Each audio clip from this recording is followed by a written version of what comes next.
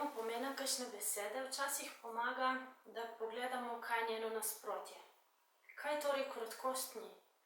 V evangeliju beremo o možu, ki je živel med grobovi, ki je bil nasilen do sebe in do drugih, ki se je pretepal s kamni. In zdi se mi, da se je to nasilje začelo že tam v raju, ko Eva ni več verjela v dar.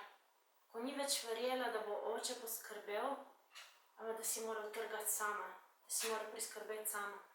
Zato je stegnila roko po tem sadu, ki je bilo lepo in prijetno na pogled.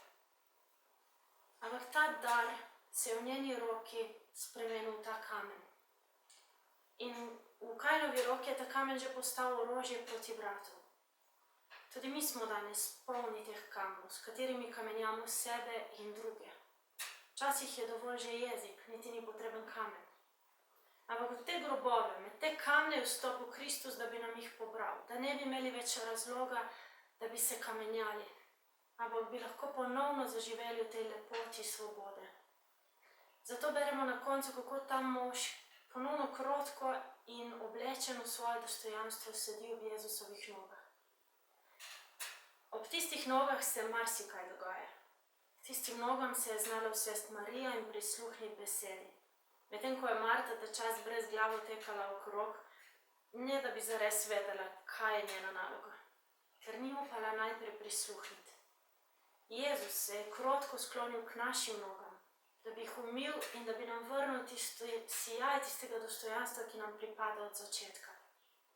Krotkost torej pomeni preprosto biti svoboden. Tako zelo svoboden, da lahko očetova volja postane tudi moja volja. Mi včasih krotkost zamenjamo za nemoč, čeprav nima ta nič skupnega. Jezus je zase rekel, da je krotek in iz srca ponižen. In prav v tej krotkosti, poslušnosti očetovi volji je stopil jasno in odločno tudi pred farizeje, tam, kjer je kraljevala laž, in prinesel besedo resnice.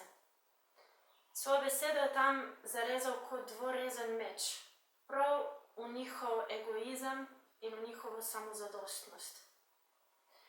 Vsem nam želim, da bi si upali v teh dneh vzeti čas in se usesti k Jezusovim nogam, nasloniti svojo glavo na njegove prsi in prisluhniti temu srcu, ki je krotko, da se od njega naučimo te krotkosti, te svobode. In potem gremo v svet, ne več brez glavo, kot Marta, ampak jasno in odločno, kot tisti, ki vejo, zakaj delajo, kaj delajo in predvsem v imenu koga so poslani.